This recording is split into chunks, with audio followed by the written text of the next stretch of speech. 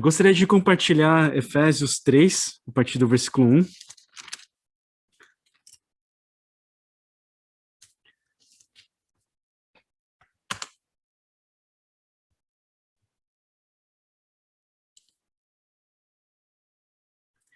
Efésios, capítulo 3, a partir do versículo 1, ele diz assim: Por essa razão, eu, Paulo, sou prisioneiro de Cristo Jesus, por amor de vocês, gentios.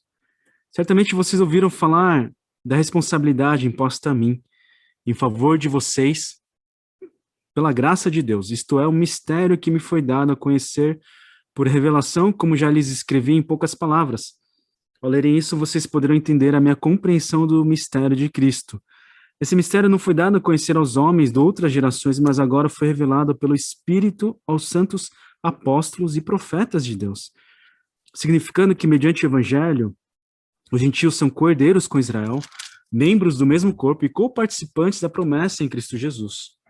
Neste Evangelho, me tornei ministro pelo dom da graça de Deus, a me concedida pela operação de seu poder. Embora eu seja o menor dos menores de todos os santos, foi-me concedida esta graça de anunciar aos gentios as insondáveis riquezas de Cristo, e esclarecer a todos a administração deste mistério, que durante as épocas passadas foi mantido oculto em Deus que criou todas as coisas. A intenção dessa graça era que agora, mediante a igreja, a multiforme sabedoria de Deus se tornasse conhecida dos poderes e autoridades nas regiões celestiais, de acordo com seu eterno plano que ele realizou em Cristo Jesus, nosso Senhor, por intermédio de quem temos livre acesso a Deus em confiança pela fé nele. Portanto, peço-lhes que não desanimem por causa das minhas tribulações em seu favor, pois elas são uma glória para vocês. Amém. Gostaria de orar mais uma vez. Pai, fala conosco este momento. O que importa é a sua graça, o que importa é nós glorificarmos o teu santo nome, o que importa é nós sermos igreja, nós sermos de fato igreja, igreja do Senhor, nós sermos morada, que nós possamos compreender cada vez mais e mais com maior profundidade as insondáveis riquezas em Cristo Jesus, que nós possamos compreender a multiforme sabedoria de Deus. Fala conosco, fala aos nossos corações, em nome de Jesus nós oramos. Amém. E assim, é bem interessante que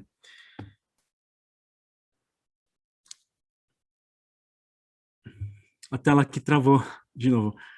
Bem, eu vou falando, eu não sei se vocês estão acompanhando ou não, mas eu vou pela fé aqui, eu vou falando, tá bom? Não sei se chegou a travar para vocês, mas não? Tá bom. Eu vou indo, tá bom? Independente do como o computador estiver reagindo ou não, né? Quanto mais a gente precisa, né? As coisas, enfim, nada dura para sempre, a não ser a palavra de Deus, a não ser o Evangelho. E é muito interessante porque eu gosto de falar sobre identidade, né? E porque eu acho isso muito importante. E porque a gente esquece de quem a gente é. E também, principalmente porque a Bíblia fala sobre identidade. Paulo, ele fala sobre identidade. E ele fala assim, eu, Paulo, sou prisioneiro de Cristo Jesus. Por essa razão, né? Quando fala por essa razão, ele depois de falar, não é, no capítulo 2, né, de que somos salvos, nós conhecemos a misericórdia, o grandioso amor de Deus, e que nós somos feitos um corpo, e nós somos edificados morada de Deus por meio do seu Espírito. Ele fala, por essa razão, eu, Paulo, sou prisioneiro de Cristo Jesus, por amor de vocês, gentios, por amor de vocês que não são judeus. Paulo, que era um judeu, né, judeu raiz, né, fariseu, completamente enraizado, aquele que outrora tinha perseguido aqueles que seguiam o caminho, né, o caminho do que se dizia Messias, que havia sido morto na cruz, mas que ressuscitou ao terceiro dia, né, ele que perseguia, né, a Jesus e a sua igreja. Depois agora ele fala, eu sou prisioneiro de Cristo Jesus, por amor de vocês. E é muito interessante porque aqui demonstra não só a sua identidade, mas também o seu valor e também a sua missão, né? A gente vai lendo no decorrer dos versículos que nós lemos há pouco, e a gente vê qual que é a missão de Paulo, o que Deus outorgou a Paulo fazer. E ele fala, eu sou prisioneiro. Ele estava encarcerado. Provavelmente nessa época ele estava em cárcere domiciliar, né? Mas ele estava quarentenado, estava em lockdown, como nós estamos. E por amor aos gentios, por amor àqueles que não eram judeus, que não eram seus compatriotas. Paulo, ele como apóstolo, ele se coloca como prisioneiro de Cristo Jesus. E é interessante como ele expressa assim, sou prisioneiro de Cristo Jesus. É um sentido dúbio, né? É um duplo sentido, porque ele realmente está preso, mas ao mesmo tempo ele é cativo a Cristo Jesus. Então ele está cativo, mas ao mesmo tempo ele está preso. E isso por amor, porque ele se recusou a desobedecer ao Cristo Jesus. Ele faz ele é preso quando ele está anunciando o evangelho, fazem falsas acusações a ele, depois ele apela para César, e ele recusa a negar o nome de Jesus. Ele faz isso não por vaidade, não por não para provar alguma coisa, não para comprovar alguma coisa, não para ser aceito por Deus ou pela comunidade. Não, pelo contrário, ele faz isso por amor às pessoas. Ele faz isso para que outras pessoas sejam aceitas, para que outras pessoas conheçam o evangelho, para que outras pessoas conheçam o mistério, a multiforme sabedoria de Deus, para que outras pessoas conheçam a graça de Deus, sejam salvas pela graça de Deus. E é isso que Paulo faz. E quando a gente depara com todo esse momento de crise, eu fico angustiado, sabendo que talvez o Brasil não precisaria estar sofrendo tudo que está sofrendo, não neste momento. Mas, independente se é a culpa de alguém, dessa pessoa, daquela pessoa, a gente está passando um momento de crise provavelmente maior do que no ano passado. Os números dizem isso. Né? Os números de óbito contabilizados a cada dia dizem isso. Enfim, eu não quero entrar muito nisso, mas nesse momento a gente acaba deixando de fazer o que a gente fazia, a gente gostava de fazer. Às vezes a gente fica numa crise existencial porque, de repente, eu não trabalho mais com o que eu trabalhava, ou pode ser que eu tenha perdido o meu emprego, ou eu não consigo fazer as coisas que eu fazia, sair com os amigos, onde eu me identificava, onde eu me sentia que era eu mesmo, ou praticando algum esporte, de repente. As nossas opções ficaram super limitadas, né, de lazer, de outras coisas também, e às vezes isso, e de repente isso fazia parte de você, e você entra numa crise existencial por causa disso. Ou até mesmo em casa, num dia difícil, tendo que fazer home office, tendo que cuidar dos filhos, tendo que fazer comida, cuidar do marido, cuidar da esposa, não sei o que lá, e no final do dia você se sente péssimo, você se sente um pai horrível, uma mãe completamente ao contrário de tudo que você imaginava, tudo que você idealizava. De repente você entra numa crise existencial porque você não vê mais valor no que você estava fazendo. O que eu estou fazendo realmente vale a pena? A não ser pelo salário? Às vezes nem um salário vale a pena. O patrão sempre acha que está pagando demais, o funcionário sempre acha que está recebendo de menos, e você entra numa crise existencial. Será que eu valho? Esse é o meu valor? Eu valho só isso? Mas quando a gente olha para Paulo, a gente vê que, independente do lugar onde ele estivesse, a sua identidade é inabalada. Independente se ele estava fazendo uma tenda para vender, não sei se todos sabem, mas ele tinha um second job, né?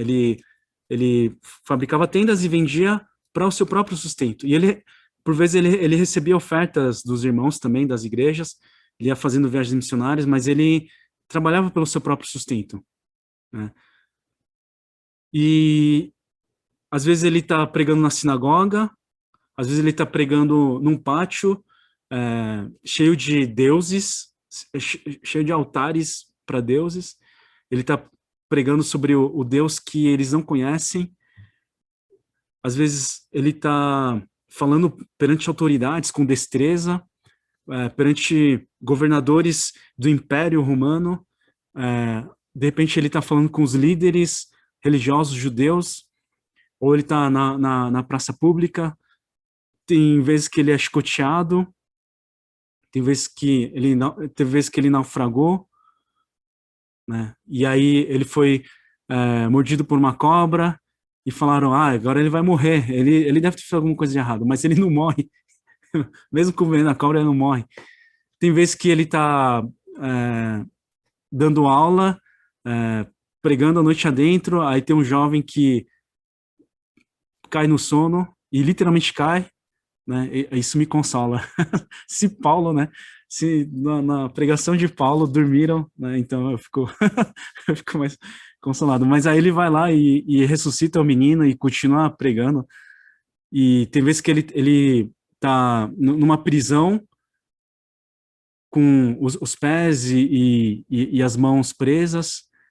Tem vezes que ele tá numa prisão domiciliar. Tem vezes que ele está pregando direto para as pessoas ou escrevendo uma carta. E em todos esses momentos, ele não perde a identidade dele. E a sua identidade é construída no Senhor. Lembra, na semana passada, né, no ensino baseado no fundamento dos apóstolos e dos profetas, tendo Cristo como a pedra angular? Paulo, ele vivia isso. Ele tinha a missão de pregar o evangelho, né, de anunciar esse mistério que havia sido revelado aos profetas e aos apóstolos nesses últimos tempos. Ele anuncia isso para os gentios. Ele compreende aquela promessa que Deus tinha feito a Abraão, de que abençoa as nações através de Abraão e dos seus descendentes.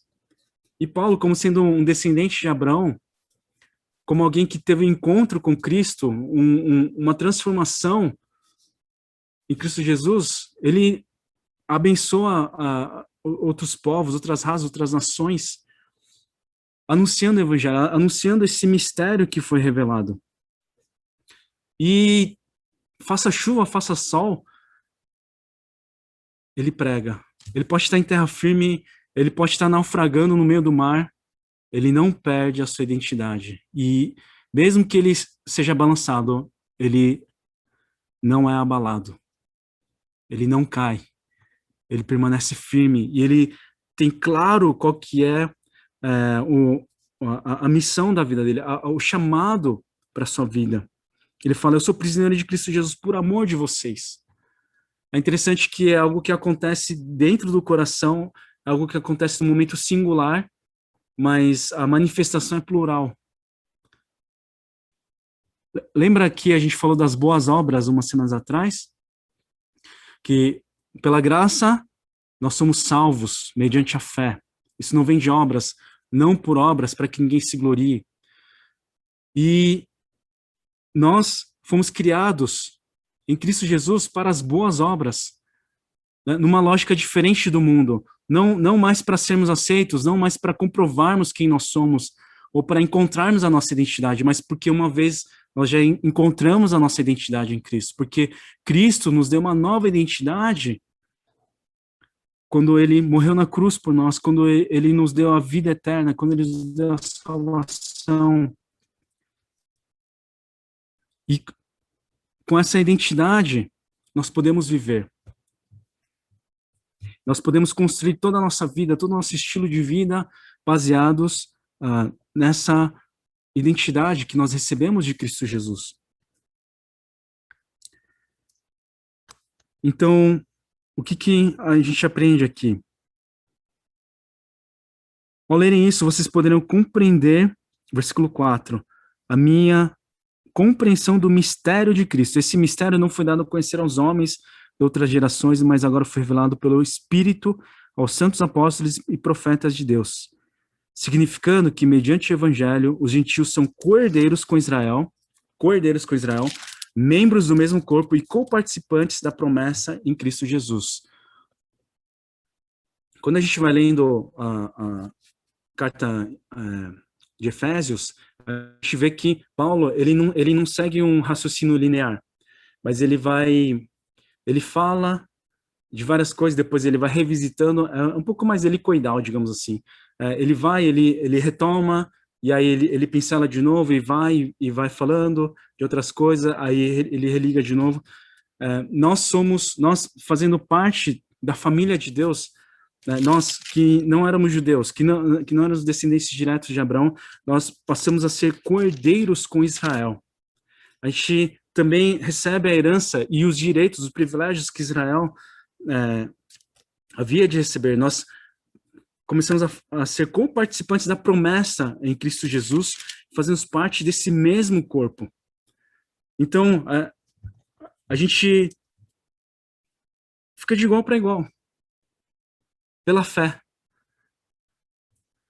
Não tem lugar mais para preconceito, não tem lugar para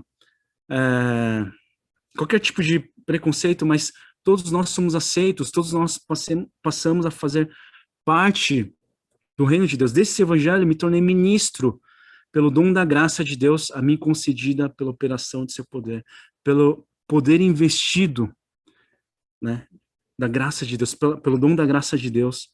Então Paulo, ele está no ministro e ele ministra, a obra dele é para revelar isso que ele havia recebido pela revelação divina.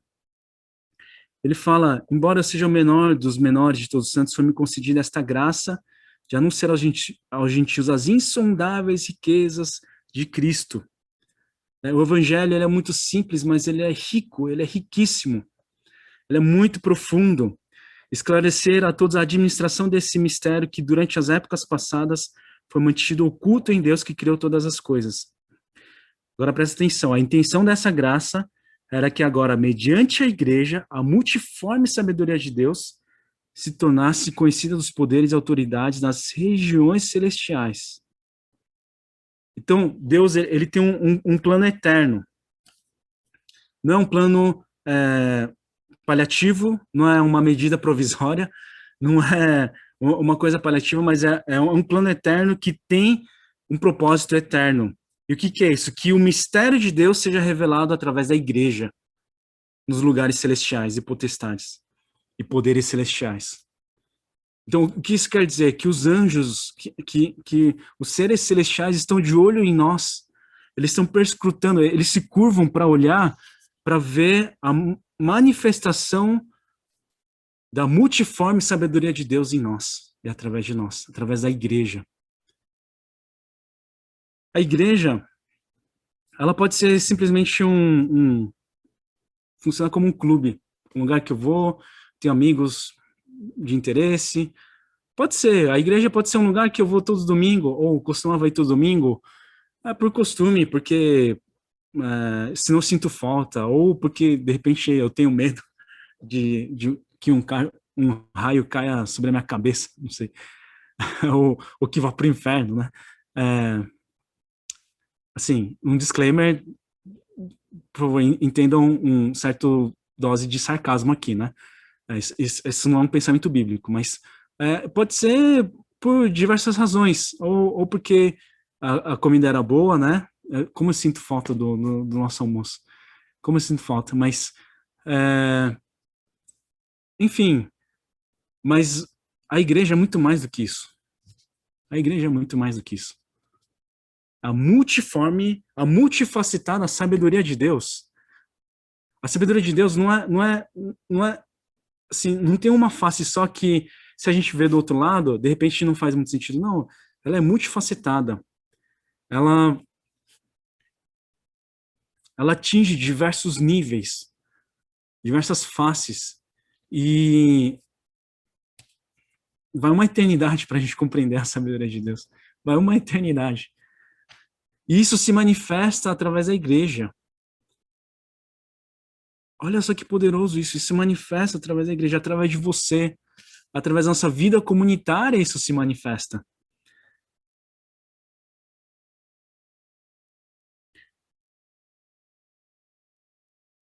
Ele realiza esse plano, ele realizou esse plano, ele realiza esse plano em Cristo Jesus. Por intermédio de quem temos livre acesso a Deus em confiança pela fé nele. Olha só, a gente tem livre acesso a Deus. Lembra que a gente viu na semana passada sobre o ser templo do Espírito Santo, ser morada, né, de Deus? A gente tem livre acesso, através de Jesus Cristo, a gente tem livre acesso. Não sei se vocês lembram da figura, mas no templo tem o lugar santo, o lugar santíssimo, e tem um véu que separa, um véu bem grosso, bem espesso, com várias camadas de tecido. E quando Jesus Cristo ele morreu na cruz, algumas coisas aconteceram. Alguns mortos foram ressuscitados, o céu se escureceu, teve terremoto. Isso tudo está relatado nos evangelhos. E o véu foi rasgado, de cima para baixo. Deus, ele ansiava por isso. Ele pega esse véu que separa nós, que separava nós dele, e ele rasga. Isso tem um significado muito profundo, porque nós temos livre acesso a Deus Pai. Isso quer dizer que nós temos confiança, através do sangue de Cristo, através do que Cristo fez, através do mérito de Cristo Jesus, nós temos livre acesso ao Pai, e nós podemos ter confiança a esse acesso ao Pai. A gente tem a liberdade no Senhor. Isso é uma coisa tremenda. Pela fé nós temos esse livre acesso. E a fé é muito importante, você precisa crer nisso. Você precisa ter convicção disso, para que você possa desfrutar da presença do Senhor. Para que você possa desfrutar da presença do Senhor. Irmãos, não vivam uma vida medíocre. O que eu quero dizer com não viva uma vida medíocre? Fazer coisas grandiosas, ganhar muito dinheiro. Pode ser, mas pode ser que não também. Pode ser coisas que as pessoas às vezes acham que é simples, mas faça aquilo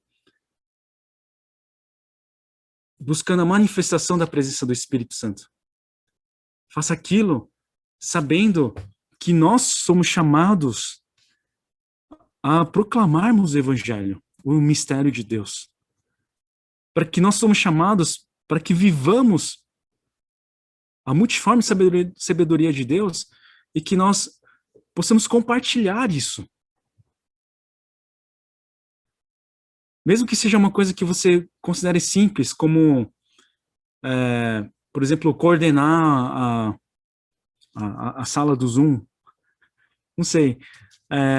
Coisa que nem sempre as pessoas veem. Seja fazer um vídeo para SPC Kids, ou seja convidar outras pessoas a participarem do nosso culto, nas nossas reuniões, seja educando seus filhos, seja fazendo um prato de comida, seja falando com o cliente. O que quer que você faça, não faz de qualquer jeito. Que você faça buscando a presença do Espírito Santo de Deus. Porque nós temos livre acesso ao Pai. Não faz de qualquer jeito. Eu estava vendo um podcast com o Juninho Afran. Ele foi um dos fundadores da Oficina G3. Não sei se vocês conhecem.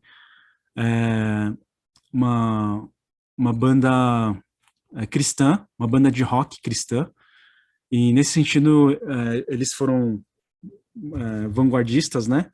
E eles alcançaram, assim, conseguiram alcançar até o público não cristão também. Eles chegaram a tocar no Rock in Rio.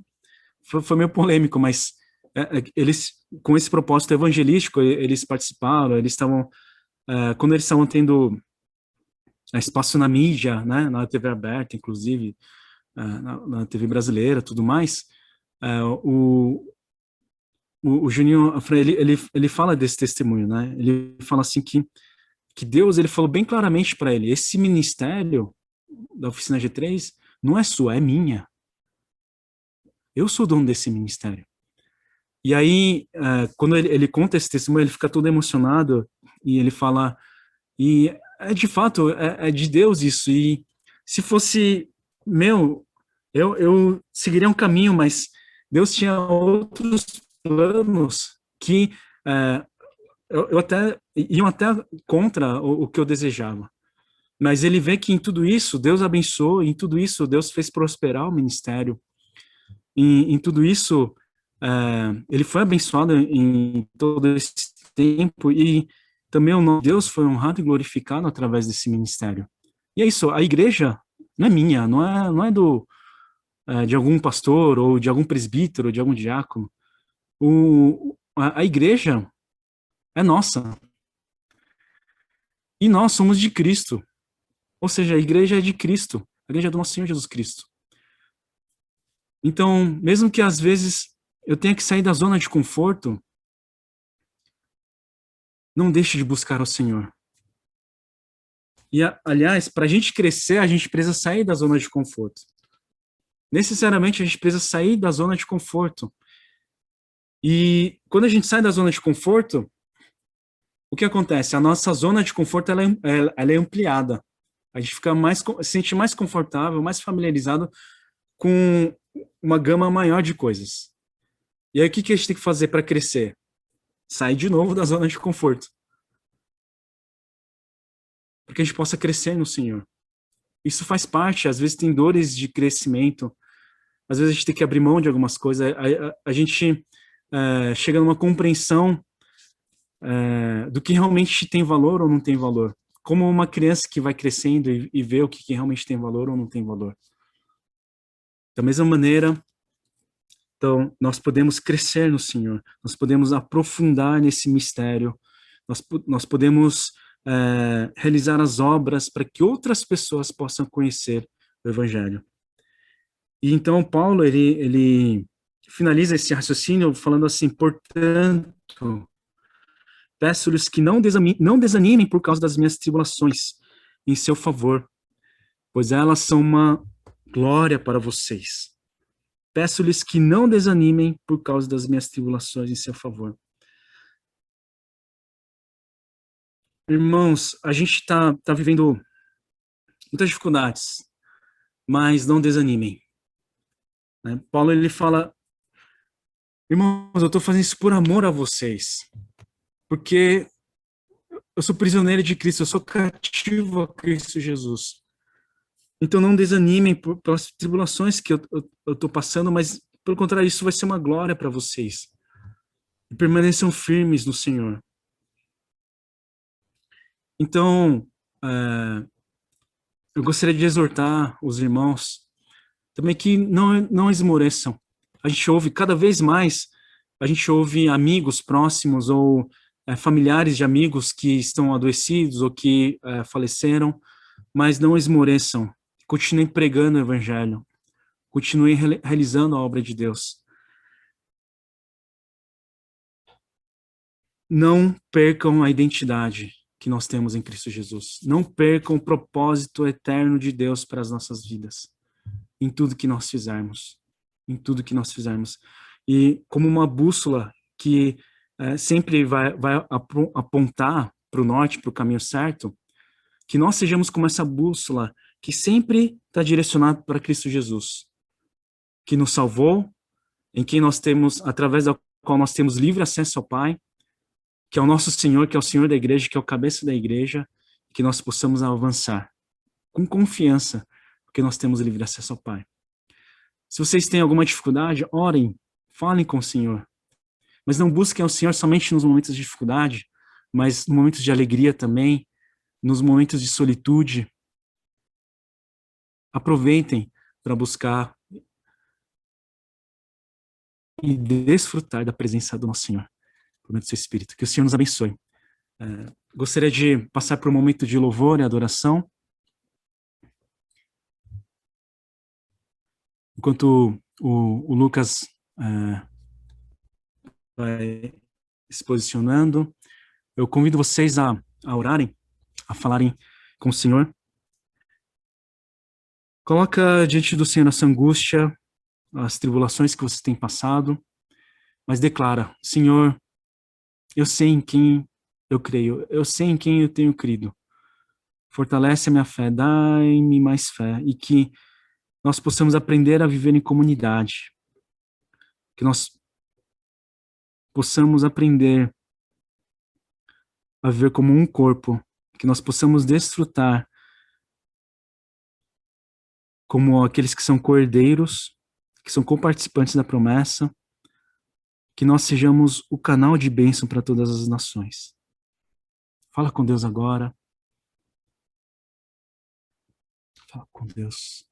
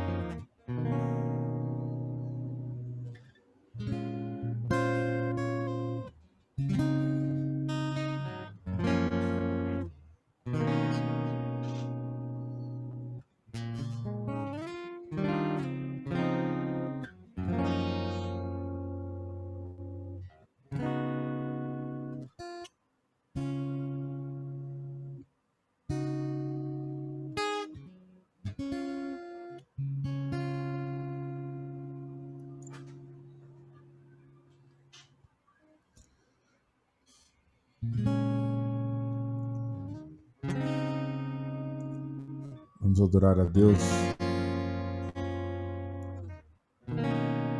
reconhecendo a graça do Senhor sobre as nossas vidas. Muito mais do que a gente saber, a gente ler, até estudar, é algo a ser experimentado. Convido você a experimentar a graça do Senhor.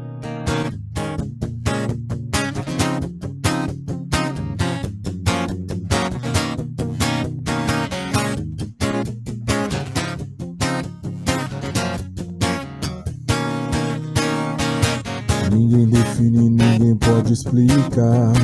Pra conhecer você vai ter que provar. Quem não acredita só lamenta. Descobre vida quem experimenta. Se fosse flor seria primavera, muito além do que a gente espera. Se fosse gota já me bastaria, mas é um mar, eu quero mergulhar na graça.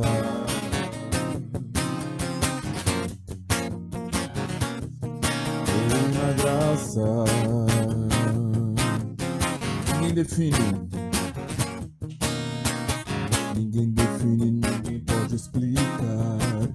Pra você vai ter que provar. Quem não acredita só lamenta. Descobre vida quem experimenta. Se fosse flor seria primavera, muito além do que a gente espera. Se fosse gota já me bastaria, mas é um mar, eu quero mergulhar na graça. Oh, na graça.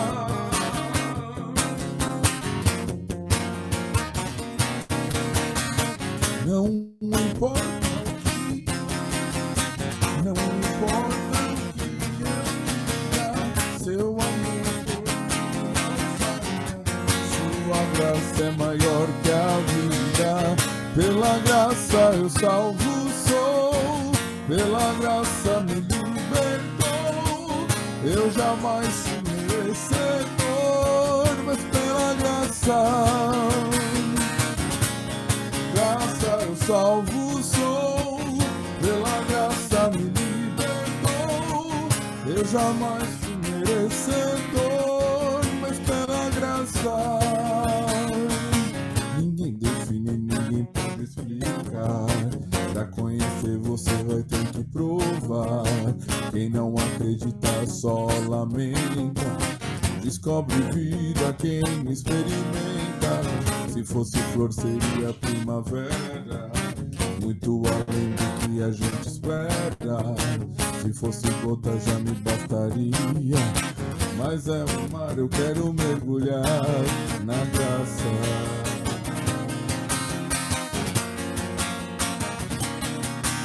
Na graça, não importa. Não importa o que eu faça, não importa o que eu diga, seu amor por mim não falha, sua graça é maior que a vida. Pela graça eu salvo sou, pela graça me libertou, eu jamais fui merecedor, mas pela graça eu salvo sou, pela graça me libertou, eu jamais fui merecedor, mas pela graça, pela graça. Glória a Deus. Vamos receber a bênção. Que a graça do nosso Senhor Jesus Cristo, que o amor de Deus Pai, que a comunhão e a condução, o guiar do Espírito Santo de Deus, seja sobre todo o povo celestial, sobre os seus familiares, hoje e para todos sempre. Amém, amém e amém.